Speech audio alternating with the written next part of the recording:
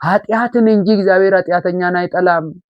ከነበደላችሁ ከነነውራችሁ ከነስብራታችሁ ከነጉስቁልናችሁ ከነሴሰኝነታችሁ ከነዝሙታችሁ ከነጥላቻችሁ ከነጣዖት አምልኳችሁ ኑ ይሄን ሁሉ ይዛችሁ ኑ ስትባሉ ግን እንደታሸገ አይደለም። ያንን ተጸይፋችሁ እየተጸጸታችሁ ኑ።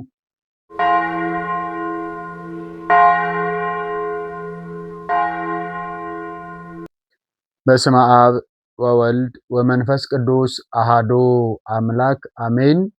ክርስቶስ ተንሥአ እሙታን በዐቢይ ኃይል ወሥልጣን አሰሮ ለሰይጣን አግዓዞ ለአዳም ሰላም እምይእዜሰ ኮነ ፍስሐ ወሰላም። እግዚአብሔርን የምትወዱ እግዚአብሔር የሚወዳችሁ የእናታችን የቅድስተ ቅዱሳን የንጽሕተ ንጹሐን የድንግል ማርያም የአስራት በኩራት ልጆች የቅዱሳን መላእክት ጻድቃን ሰማዕታት ባለሟሎች በወደደን ባከበረን ባፈቀረን በልዑል እግዚአብሔር ፍጹም ሰላም እላችኋለሁ። እንደምን ዋላችሁ? እንደምን እስከዚህ ሰዓት ደረሳችሁ?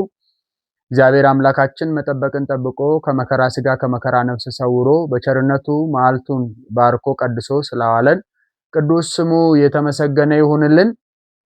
እንደ እግዚአብሔር መልካምና ቅዱስ ፈቃድ እንግዲህ ፋሲካ ማግስት ሰኞ፣ ማክሰኞ፣ ሮብ፣ ሐሙስ አይተናል። ዛሬ የምንመለከተው የአርብን ነው። አርብ ቤተክርስቲያን ትባላለች። እንግዲህ አባቶቻችን በሰየማት ስያሜ መሰረት ዛሬ አርብ ተሰኝታለች፣ አርብ ቤተክርስቲያን ተሰኝታለችና ለምን የሚለውን አብረን እንመለከታለን። እግዚአብሔር መንፈስ ቅዱስ ከሁላችንም ጋር ይሁንልን። ቤተክርስቲያን ማለት እንግዲህ ቤትና ክርስቲያን የሚለው ነው። ቤት ሁላችንም እንደምናውቀው ቤት ውሎ የሚኖርበት ቤት ነው። ማንም ሰው ወጥቶ የሚገባበት ከውሎ ከስራም ከኃላፊነት ከሁሉ ቦታ ላይ ተሰብስቦ ከሚውሉበት የሚያድሩበት እንዲሉ አበው ቤት መኖሪያ፣ መሰብሰቢያ፣ መማከሪያ፣ መነጋገሪያ፣ መብያ፣ መጠጫ፣ ማረፊያ፣ መጽናኛ ነውና ቤት ለብቻው ቤት ይሰኛል። ክርስቲያን የሚለው ሲጨመር ቤተ ክርስቲያን የክርስቲያን ቤት ማለት ነው። የክርስቲያን ቤት ማለት ነው ትርጉሙና ቤተ ክርስቲያን የቀራንዮ ምሳሌ ናትና ጌታችን መድኃኒታችን ኢየሱስ ክርስቶስ በቤተ ክርስቲያን አካባቢ ላይ የተከናወኑት ነገሮች ሁሉ በሱ ጋር እሱ ባለበት ቦታ ላይ ተከናውነዋል በቀራንዮ ላይና ቤተልሔምን ስናይ ከቤተልሔም ጀምሮ እስከ ቀራንዮ ነው ጉዞ ክርስትናና ቤተልሔም ቤተክርስቲያን ቅጥር ግቢ ውስጥ አለች። ጌታችን ከቤተልሔም እስከ ቀራንዮ ድረስ ያለው ታምር በቤተክርስቲያን ይነገራል፣ ይሰበካል፣ ይተረጎማል፣ ይተረካልና ቤተክርስቲያን የቀራንዮ ምሳሌ ናት። በቤተክርስቲያን መላእክት ተገኝቷል፣ በቀራንዮ ላይም መላእክት ተገኝቷል። ቅዱስ ገብርኤልና ቅዱስ ሚካኤል ቅዱስ ዑራኤል ተገኝቷል በቀራንዮ ላይ። ከሰማይ እነዚህ ሶስቱ ሊቃነ መላእክት ተገኝቷል። ከምድር ደግሞ ሊቃውንተ ቤተክርስቲያንን ቅዱሳን ጻድቃን ሰማዕታት ደናግላን መነኮሳትን ወክሎ ነባቤ መለኮት ፍቁረ እግዚእ ታኦልጎስ የተባለው ቅዱስ ዮሐንስ ወንጌላዊው ተገኝቷል። በቤተክርስቲያን እመቤታችን ቅድስት ድንግል ማርያም ትገኛለች፣ በቀራንዮም ተገኝታለች በእግረ መስቀሉ ስር። በቤተክርስቲያንም የእመቤታችን የቅድስት ድንግል ማርያም ታምሯ ከቤተልሔም እስከ ቀራንዮ ከቀራንዮም እስከ ከጌታ ሞትና ትንሣኤ በኋላ ሞቷ እርገቷ ይነገርባታልና ቤተክርስቲያን እመቤታችን በቤተክርስቲያን ትገኛለችና ስለዚህ ይሄ የቀራንዮ ምሳሌ ነው። በቀራንዮ የጌታ ስጋና ደም ይፈተታል፣ ስጋው ይቆረሳል፣ ደሙ ይፈሳል። በቀራንዮ ሕዝብና አህዛብ ታርቆባታልና በቀራንዮ ያዘኑ ሰዎች ተጽናንቷል፣ የወደቁ ተነስቷል፣ ያጡ አግኝቷል፣ የተሰደዱ ተመልሷል። በቀራንዮ ብዙ ነገር ተደርጓልና በማዕከለ ምድር በአራቱም ማዕዘን ሰብስቦ እግዚአብሔር ሁሉን አድኗል፣ ሁሉን አድርጓልና ለዚህም ነው ቤተክርስቲያን በአራቱም በኩል በሯን ከፍታ ሕዝብና አህዛብን አምኖ ለተጠመቀ ቅዱስ ሥጋውን ክቡር ደሙን ለመቀበል ስርዓተ ቅዳሴን ሚስጥራተ ቤተክርስቲያንን ለመካፈል ለመጣ ሁሉ በሯን ከፍታ የምታስተናግደውና ቤተክርስቲያን ተብላለች። አርብ እንግዲህ በሌላ መልኩ አርብ ቤተክርስቲያን የተሰኘችው ቤተክርስቲያን ትርጓሜዋ ብዙ ነው። ቤተክርስቲያን ስንል ቅኔ ማህሌት፣ ቅድስት፣ መቅደስ ብለን እንከፍለዋለን። እነዚህ ቤተ መቅደሱ የተሰራበትን ነው የምናየው። በሌላ መልኩ ቤተክርስቲያን ቅዱስ ጳውሎስ በአንደኛ ቆሮንቶስ ምዕራፍ 3 ላይ እንደነገረን እኛ ህዝብ ሰዎች ሁሉ የእግዚአብሔር ማደሪያ ወይም በክብሩ በአርአያ በአምሳሉ የተፈጠርን ሁላችን የጌታ መንፈስ ቅዱስ ማደሪያ እንደሆንን መጽሐፍ ቅዱስ ይነግረናል። ለዛውም የሥላሴ ሕንጻ ማደረ መለኮት ማህደረ አብ ወልድ መንፈስ ቅዱስ መሆናችንን ይነግረናል። እግዚአብሔር አድሮብን ታላቅ ስራ የሚሰራብን ስለሆነ እኛ ሕንጻ ሥላሴ ነን ማለት ነው። ስለዚህ ለሕንጻ ሥላሴ እግዚአብሔር አምላክ ነፍሱን ሰጥቷል፣ ስጋውን ቆርሷል፣ ደሙን አፍሷል፣ አጥንቱን ከስክሷል፣ ተዋርዶ አክብሯል። ይህንን የሥላሴ ሕንጻና በዛሬው ዕለት ቤተክርስቲያን በአርብ ተሰይማ ትመሰላለች። በሌላ መልኩ እንግዲህ እንደምንመለከተው ቤተክርስቲያን በጌታ ስጋና ደም ነው የተመሰረተችው። የሐዋርያት ሥራ ምዕራፍ 20 ቁጥር 28 ላይ ቅዱስ ሉቃስ እንደመዘገበልን በገዛ ደሙ የዋጃትን ቤተክርስቲያንን ጠብቋት እንዲል ማለት ነው። ስለዚህ በገዛ ደሙ ማለት በፈሰሰው ደሙ በተቆረሰው ስጋ ራሱን ዝቅ አድርጎ ያከበራት ቤተክርስቲያንን በአግባቡ መጠበቅ እንድንችል መጠበቅ እንደሚገባን ለማስታወስ ቅዱስ ሉቃስ ምንድነው ያለው?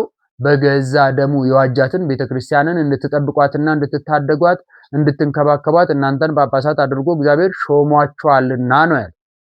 ስለዚህ ቤተክርስቲያን በገዛ በክርስቶስ ስጋና ደም የተሰየመች ወይም የተመሰረተች መሆኗን የምናይበት ነው። ሌላው ቤተክርስቲያን ሁል ጊዜ ቀራኒዮ ላይ ያለች ናት። ቀራኒዮ ላይ መከራ ነው ያለው። ቀራኒዮ ላይ ስቃይ ነው ያለው። ቀራኒዮ ላይ መገረፍ ነው ያለው። ቀራኒዮ ላይ መገፈፍ ነው ያለው። ቀራኒዮ ላይ ረሃብ ነው ያለው። ቀራኒዮ ላይ ጥም ነው ያለው። ቀራኒዮ ላይ አሞትና ከርቤ ነው መጠጣት ያለው። ስለዚህ ይህንን መከራ ስቃይ ዛሬም ወደፊትም ቤተክርስቲያን ትቀበላለች። ለዚህም ደግሞ መከራዋን እየተቀበለች አሸናፊ መሆኗን ጽናቷን መሆኗን ከአምላኳ ከአፍቃሪዋ ከሞተላት ከክርስቶስ እንደማትለይ ስታጠይቅ ወይም ስታመለክት በቅዱስ ጳውሎስ አማካኝነት በሮሜ 8:35 ላይ ከክርስቶስ ፍቅር ማን ይለየናል? ከክርስቶስ ፍቅር አንድነቱ ከህብረቱ ከቸርነቱ ከመሐሪነቱ ከይቅርባይነቱ ከከፈለልን ዋጋ ፍቅር ማን ሊነጥለን ይችላል? ሞት፣ ወህኒ ቤት፣ እስራት፣ መሰደድ፣ መገረፍ የትኛው ነው ከክርስቶስ ፍቅር ሊለየን የሚችለው ብላ ቤተክርስቲያን ታስተምረናለች። ሌላው ቤተክርስቲያን የታመሙ ሰዎች ሁሉ የሚፈወሱባት የሚድኑባት ቤተክርስቲያን የመዳኛ ቦታ ናት። በቅዱስ ማቴዎስ ወንጌል ምዕራፍ 9 ቁጥር 25 ላይ ስንመለከት ህሙማን ሁሉ የሚድኑባት ቤተክርስቲያን መሆኗን ሙታን የሚነሱባት ቤተክርስቲያን ናት። በህሊናቸው የሞቱ በሐሳባቸው የሞቱ በግብራቸው የሞቱ በተግባራቸው የሞቱ ሰዎች በወንጌል በንስሐ በቅዳሴው በኪዳኑ በማሌቱ በሳታቱ የሚነሱባት ህይወት የሚያገኙባት ቤት ስለሆነች ሙታን የሚነሱባት ተብላ ተሰይማለች። ስለዚህ በዮሐንስ ወንጌል ምዕራፍ 6 ቁጥር 1 ላይ ደግሞ ቤተክርስቲያን የረሃብተኞች ማዕድ መብያ ናት።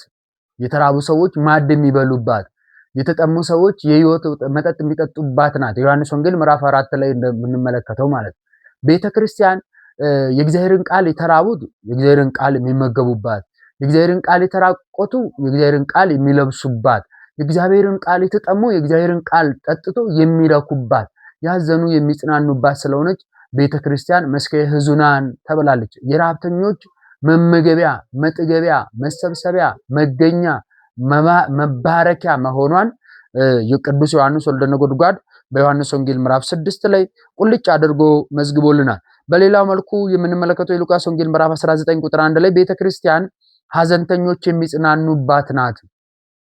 ሐዘንተኞች የሚጽናኑባት ቤት ናት። ልጅ ያጡ ልጅ የሚያገኙበት፣ ጤና ያጡ ጤና የሚያገኙበት፣ ህይወት ያጡ ሰዎች ህይወት የሚያገኙበት፣ የታመሙ ሰዎች ከስጋ ደዌያቸው የሚፈወሱባት ቤት ናት ቤተክርስቲያን። ስለዚህ መጽናኛ ነች። ስራ ያጡ ስራ ያገኙባታል፣ ትምህርት ያጡ ትምህርት ያገኙባታል፣ ዕውቀት ያጡ ዕውቀት ያገኙባታል፣ ግንዛቤ ያጡ ግንዛቤ ያገኙባታል፣ ማስተዋል ያጡ ማስተዋልን ያገኙባታልና ቤተክርስቲያን የዚህ ሁሉ ሀብት የዚህ ሁሉ ባለጸጋ የዚህ ሁሉ ምንጭ ናትና ቤተክርስቲያን መስከያ ሕዙናን ያዘንተኞች መጽናኛ ማረፊያ መጸጸቻ ትባላለች ወይም ትሰኛለችና በዚህ ልክ ቤተክርስቲያንን ማሰብ ያስፈልጋል። በሌላ መልኩ በዚሁ ምዕራፍ የምንመለከተው ኃጢአት የሰሩ ሰዎች የኃጢአታቸውን ሸክም የሚያራግፉበት ቦታ ቤት ናት ቤተክርስቲያን። ይሄው ምንድነው? እናንተ ሸክማቸው የከበደ ሁሉ ወደ እኔ ኑ እኔ አሳርፋችኋለሁ። በማቴዎስ ወንጌል ምዕራፍ 11 ቁጥር 28 ጀምረ ስንመለከት እኔ የዋና ገር ትሁትም ነኝ፣ ሸክም የከበዳችሁ ሁሉ ወደ እኔ ኑ እኔ አሳርፋችኋለሁ፣ የኔ ቀንበር ቀሊል ነው፣ ቀላል ነው፣ አይከብዳችሁም፣ ኑና እረፉ ብላ ቤተክርስቲያን ታስተምራለች፣ ትመክራለች። ያዘኑ ሰዎች፣ ኃጢአትን የሰሩ ሰዎች፣ ኃጢአተኝነት ስሜት የተሰማቸው ሰዎች መጥቶ ያለቅሱባታል፣ በስውርም በግልጥም መጥቶ ይጽናኑባታልና መጽናኛ ትባላለች ቤተክርስቲያን። መጽናኛ ትባላለች። አትሮኖንስ ሳይዘረጋ መምህራን ሳይቆሙ ቤተክርስቲያን ሳይከፈት መታችሁ ቅጥር ግቢ ውስጥ ገብታችሁ ጉልላቷን እያያችሁ ለነፍሳችሁ ምህረትን ከስላሴ ብትጠባበቁ ብትለምኑ ሁላችሁም ረፍተ ስጋ ረፍተ ነፍስን ታገኛላችሁና ቤተክርስቲያን መጽናኛ ተብላለች። መጽናኛ ተብላለች። በሌላ መልኩ ቤተክርስቲያን በጨለማው ዓለም ውስጥ ብርሃን ሆና ያለች ናት። በጨለማ ዓለም ውስጥ ኃጢአት ባጨለማት፣ ነውር ባጨለማት፣ ሞት ባጨለማት፣ ሴሰኝነት ባጨለማት፣ ጥንቆላ ባጨለማት፣ ልዩነት ባጨለማት፣ ዘረኝነት ባጨለማት፣ ብዙ ያጨለማት ነገር ባሉበት ዓለም ውስጥ የሚያስደንቅ ብርሃን አብርታ የምትኖር ናት። በውስጧ ያሉ እንኳን ህይወት ባይኖራቸው ለተጠቀሙባት ግን ቤተክርስቲያን ህይወት አላት። ህይወት ያላት ናትና ዓርብ በቤተክርስቲያን ተሰይማለች።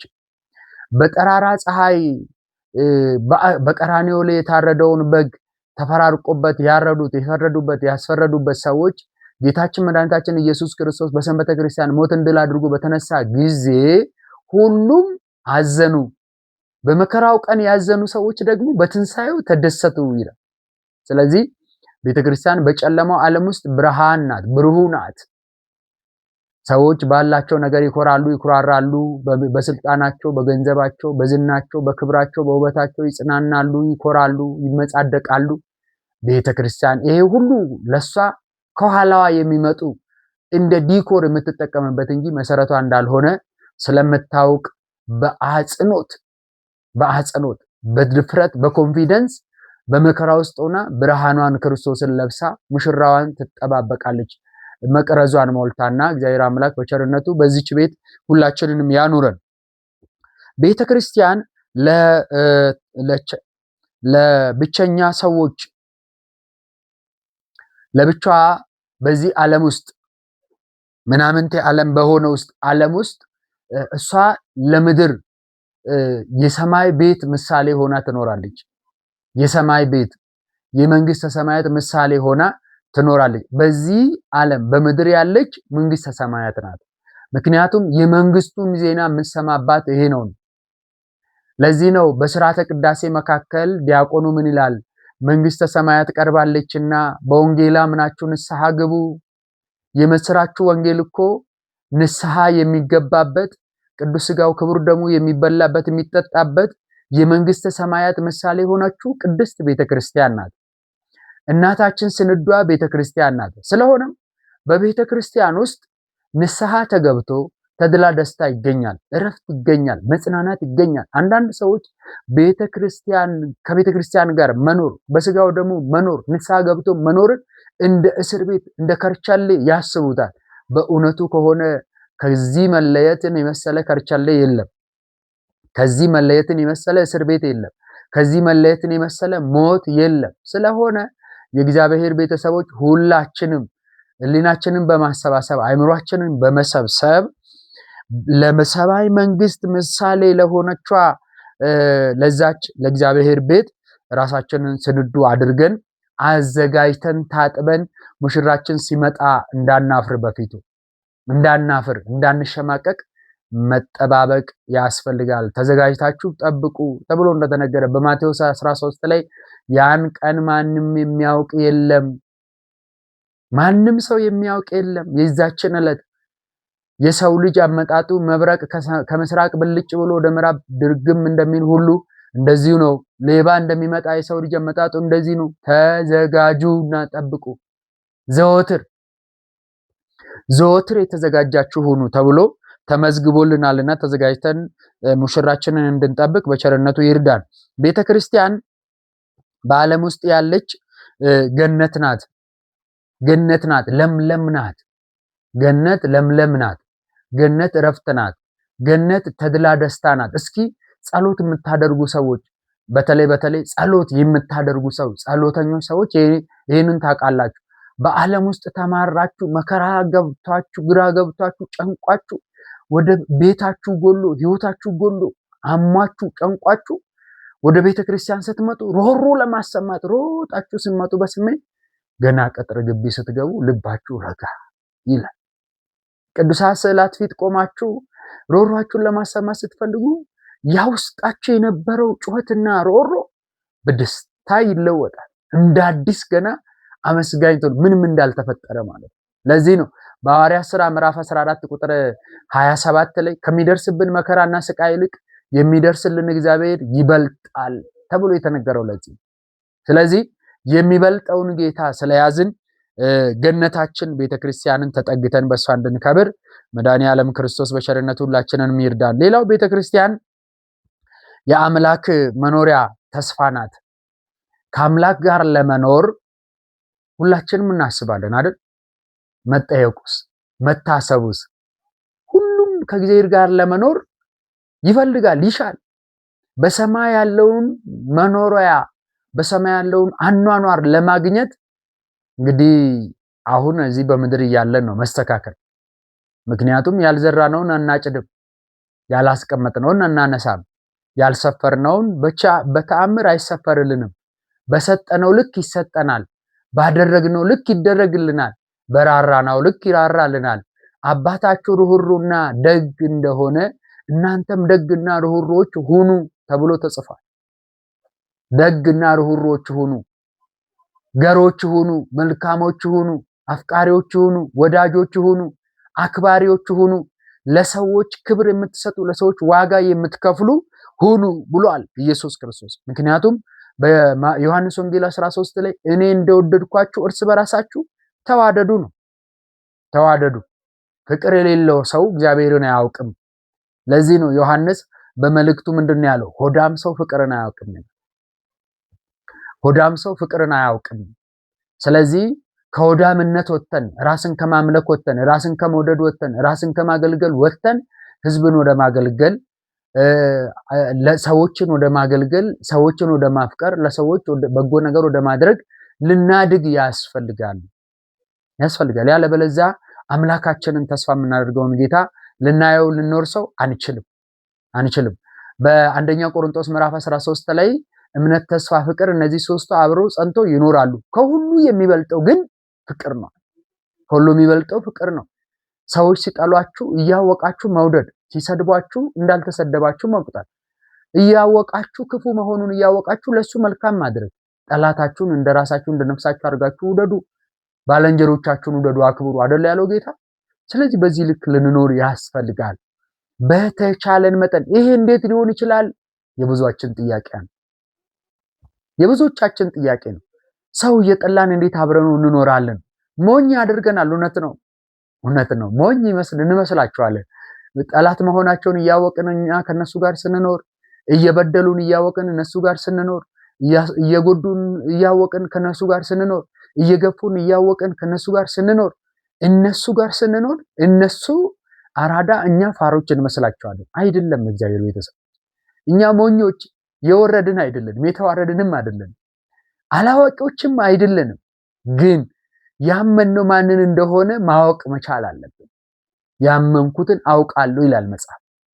ስለዚህ እነሱ አራድነታቸውን ይጫወቱበት፣ እናንተ ግን ክርስቲያን ሆናችሁ እንደ ክርስቶስ ሆናችሁ መኖር ያስፈልጋል።